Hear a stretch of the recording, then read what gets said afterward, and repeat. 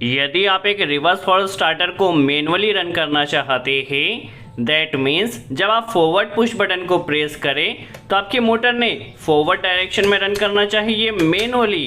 Okay, जब आप reverse push button को प्रेस करें तो आपके मोटर ने रिवर्स डायरेक्शन में मैनुअली रन करना चाहिए। दैट में जितने टाइम के लिए आपने पुश बटन प्रेस किया है उतने ही टाइम के लिए रन करना चाहिए। यदि आपको परमानेंट रन करना है होल्डिंग सप्लाई प्रोवाइड कर तो इस तरह से आप एक रिवर्स फॉरवर्ड स्टार्टर को परमानेंट भी रन कर सकते हैं। इसे आप फॉरवर्ड डायरेक्शन में भी रन कर सकते हैं, रिवर्स डायरेक्शन में भी रन कर सकते हैं। और यदि आपको इस रिवर्स फॉरवर्ड स्टार्टर को टाइमर के जरिए कंट्रोल करना है दैट मीन्स जितना टाइम आपने टाइमर में सेट किया है जस्ट उतने ही टाइम के लिए आपके स्टार्टर ने रन करना चाहिए। देखिए, फॉरवर्ड पुश बटन को प्रेस किया, फॉरवर्ड कॉन्टेक्टर के साथ आप देख सकते हैं टाइमर भी ऑपरेट हो चुका है। अब जितना टाइम इस टाइमर में सेट है उतने टाइम तक आपका फॉरवर्ड कॉन्टेक्टर रन करेगा। टाइमिंग कंप्लीट होते ही स्टार्टर स्टॉप हो चुका है। रिवर्स कॉन्टेक्टर को भी आप देख लीजिए, टाइमर साथ में ऑन हुआ है। जैसे ही टाइमर का टाइमिंग कंप्लीट होगा हमारा रिवर्स कॉन्टेक्टर भी स्टॉप हो जाएगा।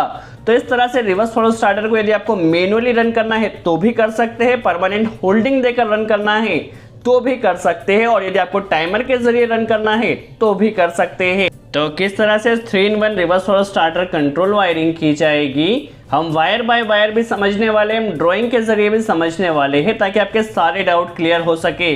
चलिए वीडियो स्टार्ट करते हैं। और सबसे पहले कंपोनेंट्स की बात की जाए तो हमने दो कॉन्टेक्टर कनेक्ट किया है, ये रिवर्स कॉन्टेक्टर है और ये फॉरवर्ड कॉन्टेक्टर है। फॉरवर्ड कॉन्टेक्टर के साथ हमने ओवरलोड रिले कनेक्ट किया है। ये हमने एक ऑन डिले टाइमर लगाया है जो कि रिले टाइप टाइमर है। देखिए, ये हमारे पास एक ऑन डिले 8 पिन टाइमर है। किस तरह से टाइमर की वर्किंग होगी, किस तरह से कनेक्शन होगा वह भी हम समझने वाले हैं। देखिए, नीचे की तरफ आप देख सकते हैं एक बेस लगा हुआ जो कि 8 पिन रिले के लिए है। ये हमारे पास स्टॉप पुश बटन कनेक्ट किया है। यह फॉरवर्ड स्टार्ट पुश बटन है जिसमें एनो एलिमेंट लगाया है। ये रिवर्स स्टार्ट पुश बटन है जिसमें भी एनो एलिमेंट लगाया है। और बीच में हमने एक सेलेक्टर लगाया है जो कि हमने ऑटो मैनुअल सेलेक्टर लगाया है। इसके पीछे हमने एक एनो एलिमेंट लगाया है और एक एनसी एलिमेंट लगाया है जिसके जरिए हमारा कंप्लीट लॉजिक बनेगा। तो किस तरह से कंट्रोल वायरिंग की जाएगी, किस तरह से उसकी वर्किंग रहेगी, सब कुछ हम समझेंगे। सबसे पहले कॉन्टेक्टर में देखिए, कॉन्टेक्टर को ऑपरेट होने के लिए फेज और neutral 220 volt power supply A1 और A2 में कनेक्ट करना होती है। आप चाहें तो फेज A1 पर इस तरफ भी लगा सकते हैं और न्यूट्रल यदि अदर साइड लगाना चाहे तो भी आप लगा सकते हैं। यह कॉन्टेक्टर के पावर टर्मिनल्स होते हैं यदि आप बिगिनर्स हैं तो, और यह कॉन्टेक्टर के ऑक्सिलरी पॉइंट्स होते हैं या ऑक्सिलरी कॉन्टेक्ट्स होते हैं। ये एनो पॉइंट दिया गया है और नीचे की तरफ आपको एक एनसी पॉइंट दिया गया है। बट इस कंट्रोल वायरिंग के लिए हमें 2 एनो और एक एनसी की ज़रूरत होगी। तो उसके लिए हमें वहाँ पर इस तरह से एक एड ऑन ब्लॉक कनेक्ट करना होगा क्योंकि हमें 2 एनो की ज़रूरत है और हमारे पास कॉन्टेक्टर में एक एनो और एक एनसी दिया गया है। ठीक है, तो हम एक एनो और एक एनसी का यूज़ कॉन्टेक्टर में करेंगे और एक एक्सटर्नल एड ऑन ब्लॉक हम कनेक्ट कर रहे हैं। सबसे पहले हम ड्राइंग में समझ लेते हैं किस तरह से कनेक्शन होगा। इस तरह की ड्राइंग हमने इसलिए बनाई ताकि आपके सारे डाउट क्लियर हो सके। देखिए, फॉरवर्ड कॉन्टेक्टर, ये कॉन्टेक्टर की कॉइल A1 और A2 है और कॉन्टेक्टर में हमने 2 एनो इस तरह से बनाए हैं और एक एनसी की ज़रूरत है तो एक एनसी इस तरह से बनाया है। ये ओवरलोड रिले का एनसी पॉइंट बनाया है ताकि आपको क्लियर हो सके कॉन्सेप्ट। ये हमारे पास टाइमर में जो रिले बेस है उस रिले बेस को हमने बनाया है। 2 और 7 यहाँ पर इसकी कॉइल है जिसमें हमें 220 वोल्ट सप्लाई देना है। 1 नंबर पॉइंट कॉमन पॉइंट है, 1 के साथ 4 एनसी पॉइंट है और 3 नंबर पॉइंट एनो पॉइंट है। ओके, 8 नंबर पॉइंट कॉमन है, 8 के साथ 6 नंबर पॉइंट एनसी है और 8 के साथ 5 नंबर पॉइंट एनो है। तो इस तरह से रिले बेस में आपको टर्मिनल्स दिए गए हैं। रिवर्स कॉन्टेक्टर है, इसमें भी हमें 2 एनो और एक एनसी की ज़रूरत होगी। यह हमने एक सेलेक्टर लगाया है जो कि ऑटो मैनुअल सेलेक्टर लगाया है। इसके पीछे हमने एक एनो एलिमेंट कनेक्ट किया है और एक एनसी एलिमेंट कनेक्ट किया है। देखिए, आप यहाँ पर देख सकते हैं इसके पीछे हमने एक एनो और एक एनसी लगाया है जिसके ज़रिए हम कंप्लीट लॉजिक बनाने वाले हैं। किस तरह से लॉजिक बनेगा और किस तरह से 3-in-1 रिवर्स फॉरवर्ड स्टार्टर को हम कंप्लीट वायरिंग कर सकेंगे, सब कुछ समझेंगे।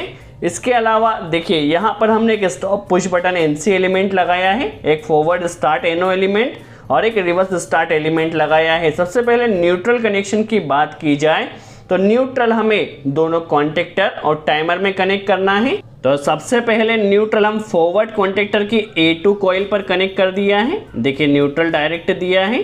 यहीं से हमारे पास जो रिवर्स कॉन्टेक्टर है, रिवर्स कॉन्टेक्टर की कॉइल में भी हम न्यूट्रल डायरेक्ट कनेक्ट कर देते हैं। देखिए दोनों कॉन्टेक्टर में न्यूट्रल आ चुका है और यहीं से रिले में जो 7 नंबर पॉइंट है यहाँ पर हम रिले में भी न्यूट्रल कनेक्ट कर देते हैं। चलिए प्रैक्टिकली पहले न्यूट्रल का कनेक्शन समझ लेते हैं।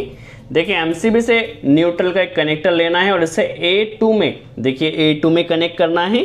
दोस्तों वीडियो थोड़ा बड़ा ज़रूर हो सकता है क्योंकि हम हर एक कॉन्सेप्ट को आपको क्लियर करने की कोशिश कर रहे हैं, तो आप वीडियो को लास्ट तक जरूर वॉच कीजिए। देखिए दोनों कॉन्टेक्टर में हमें न्यूट्रल कनेक्ट करना था। एक्सटर्नल हमने कनेक्टर यहाँ पर लिया है और एक न्यूट्रल का कनेक्टर हमारे पास रिले बेस में 7 नंबर पॉइंट में आएगा। चलिए सबसे पहले हम रिवर्स कॉन्टेक्टर के A2 पॉइंट पर यहाँ पर न्यूट्रल कनेक्ट कर देते हैं और यहीं से न्यूट्रल हमारे रिले के 7 नंबर पॉइंट पर आ जाएगा। देखिए हमारा न्यूट्रल का कनेक्शन हो चुका है। अब फेस की वायरिंग किस तरह से की जाएगी पहले ड्राइंग में समझ लेते हैं। फेस सबसे पहले हमारा ओवरलोड रिले के NC में आएगा ताकि मोटर जब भी ओवरलोड हो तो यहाँ से हमारी सप्लाई कट हो सके और हमारी मोटर प्रोटेक्ट रहे। देखिए NC पुश बटन के इनपुट टर्मिनल पर सप्लाई आई है। यहाँ से हमारे पास जो सिलेक्टर स्विच है इसे सिलेक्टर स्विच में कनेक्ट कर देना है। पहले हम नॉर्मल वायरिंग समझ लेते हैं। यहीं से एक कनेक्टर हमें फॉरवर्ड पुश बटन के इनपुट टर्मिनल पर और रिवर्स पुश बटन के इनपुट टर्मिनल पर कनेक्ट कर देना है। चलिए फेस के लिए हमने देखिए यहाँ पर एक कनेक्टर लिया है, जिस तरह से ड्राइंग में कनेक्शन किया उसी तरह से कनेक्शन कर रहे हैं। अब NC का जो आउटपुट रहेगा यहाँ पर एक कनेक्टर कनेक्ट कर लेना है और इसे ले जाकर stop push button NC element के इनपुट टर्मिनल पर कनेक्ट कर दिया है। यहाँ से हमने 2 कनेक्टर लिया है, एक हमारा सिलेक्टर स्विच में जाएगा और एक कनेक्टर हमारा फॉरवर्ड और रिवर्स पुश बटन के इनपुट टर्मिनल पर आएगा, जिस तरह से ड्राइंग में हमने देखा था। चलिए 2 कनेक्टर हमने कनेक्ट कर लिए हैं। एक हमारे पास सिलेक्टर स्विच में जो NC पॉइंट है, NC और NO दोनों पॉइंट पर हमें लूपिंग करना होगी। तो यहाँ से देखिए NC पर हमने लूपिंग किया है और यहीं से NO पर भी लूप कर दिया है।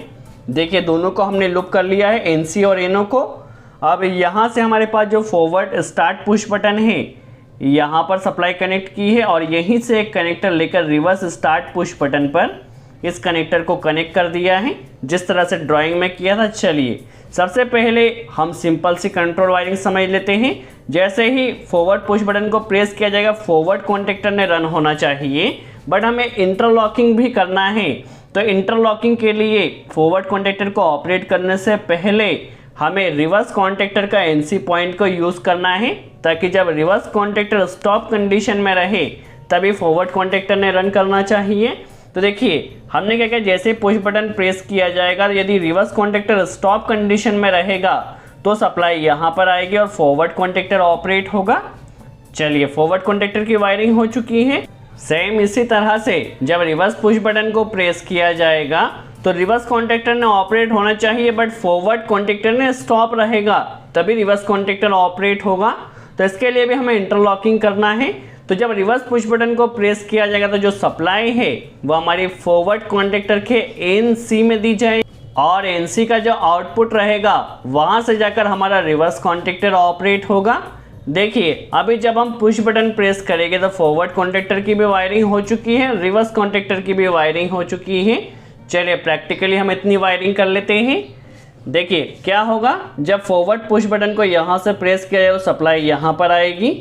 इस कनेक्टर को हमें रिवर्स कॉन्टेक्टर के NC में कनेक्ट कर देना कि जब रिवर्स कॉन्टेक्टर स्टॉप रहे तभी फॉरवर्ड कॉन्टेक्टर ने रन करना चाहिए।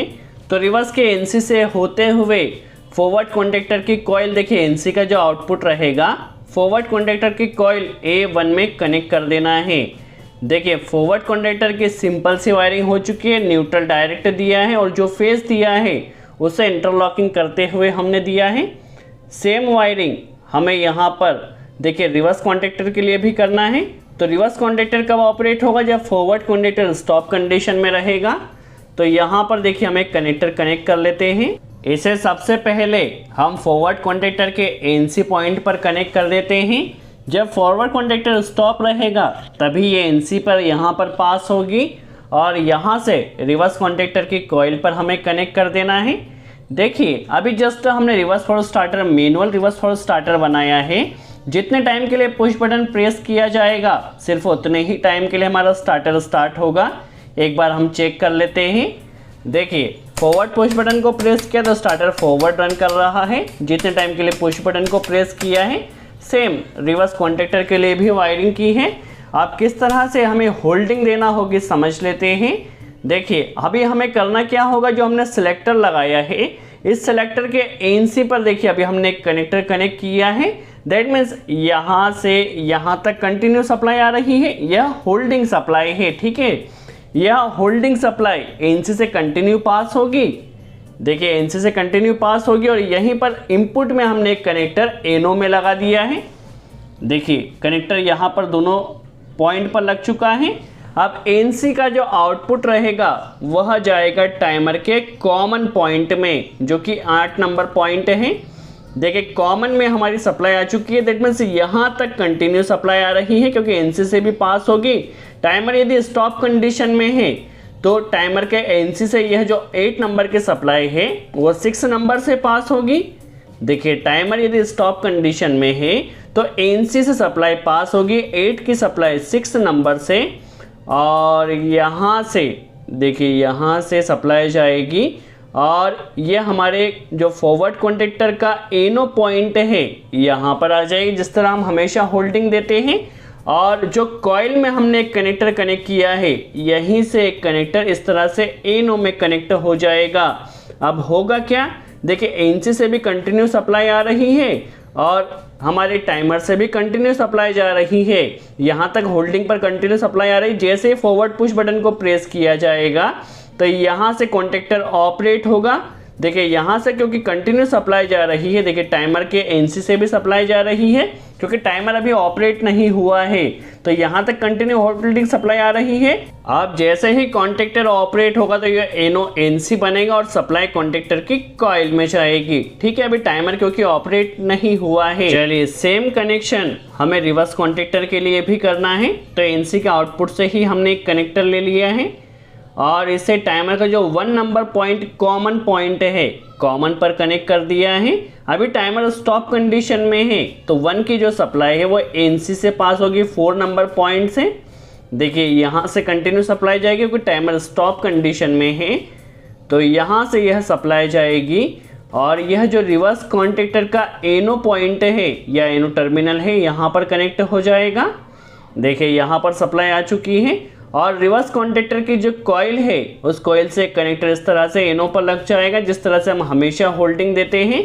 तो इस तरह से हमारा जो कॉन्टैक्टर है वह होल्ड हो जाएगा यदि सप्लाई सिर्फ एनसी से पास होती है और टाइमर स्टॉप कंडीशन में रहता है। तो जैसे ही कॉन्टैक्टर ऑपरेट होगा तो यह एनो एनसी बनेगा और यहाँ से हमारा रिवर्स कॉन्टैक्टर होल्ड हो जाएगा।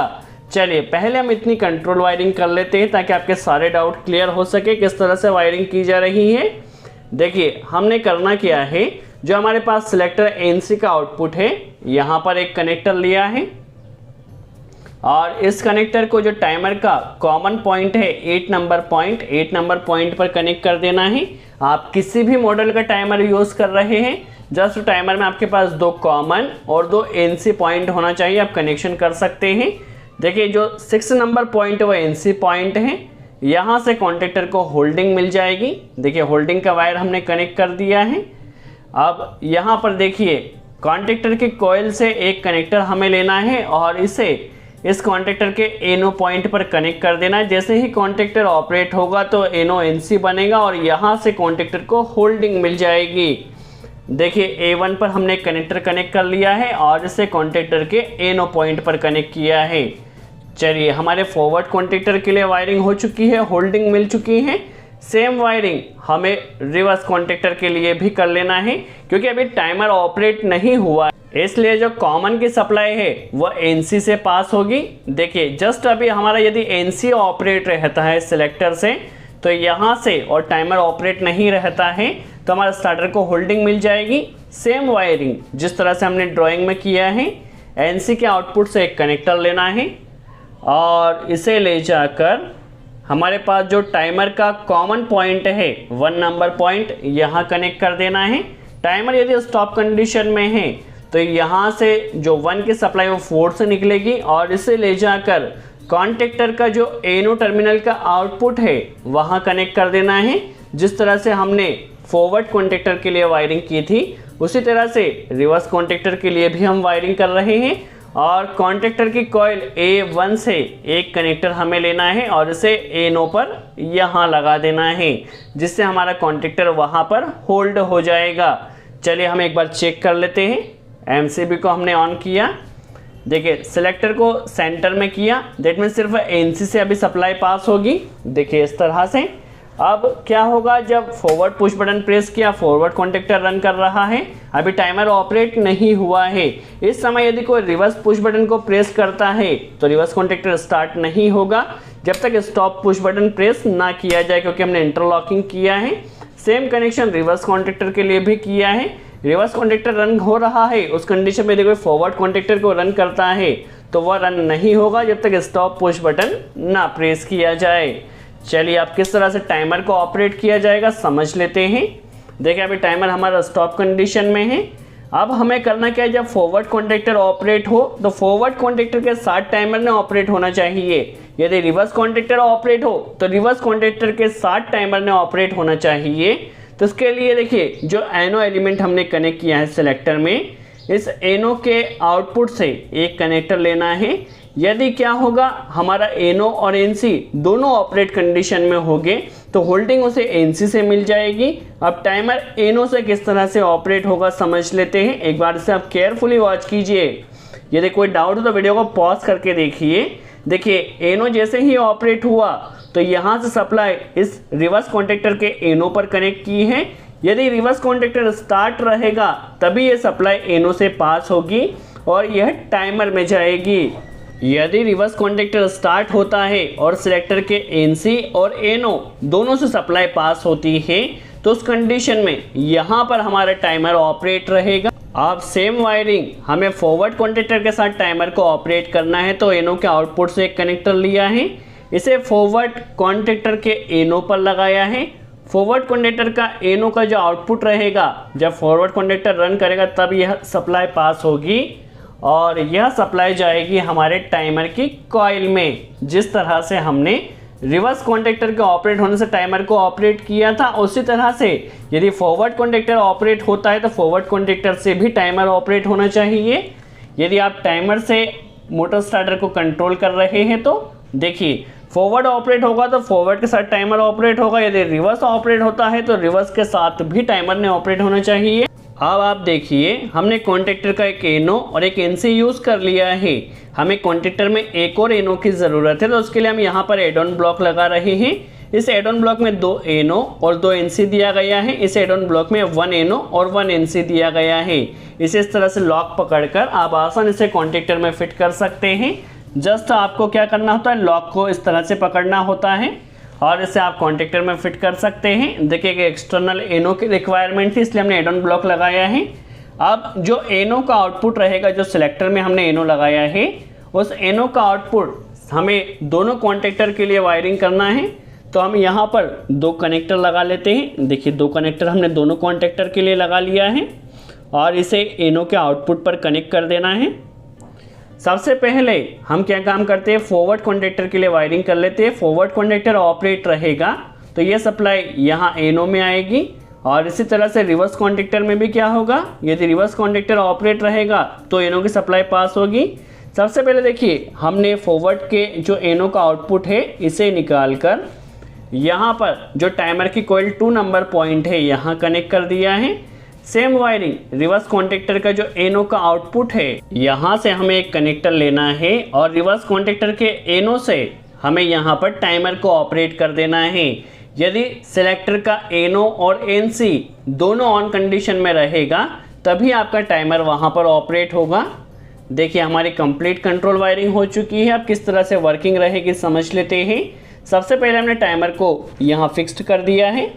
चलिए MCB को ऑन किया। यदि आप मैनुअल रन करना चाहते हैं तो सेलेक्टर को इस तरफ मूव कर दीजिए। अब जितने टाइम के लिए आप पुश बटन को प्रेस करते हैं सिर्फ उतने ही टाइम तक आपकी सप्लाई रन करेगी। देखिए मैनुअली आप इस तरह से रन कर सकते हैं। रिवर्स कॉन्टैक्टर को भी आप मैनुअल रन करना चाहे तो इस तरह से कर सकते हैं। यदि आप परमानेंट मोटर को रन करना चाहते हैं तो सिलेक्टर को सेंटर में कर दीजिए। देखिए फॉरवर्ड हमारा कॉन्टैक्टर रन कर रहा है। इस कंडीशन में कोई रिवर्स पुश बटन को प्रेस करेगा तो रिवर्स कॉन्टैक्टर स्टार्ट नहीं होगा क्योंकि इंटरलॉकिंग किया है।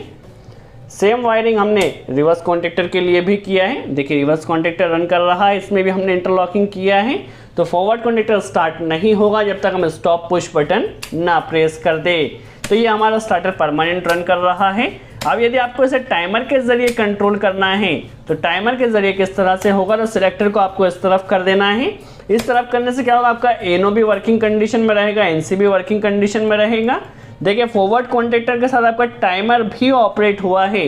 जितना टाइम टाइमर में सेट है उस टाइम के बाद आपका फॉरवर्ड कॉन्टैक्टर स्टॉप हो जाएगा। देखिए टाइमिंग कंप्लीट होते ही आपका फॉरवर्ड कॉन्टैक्टर स्टॉप हो चुका है। अभी टाइमिंग हम इसमें थोड़ा कम कर लेते हैं।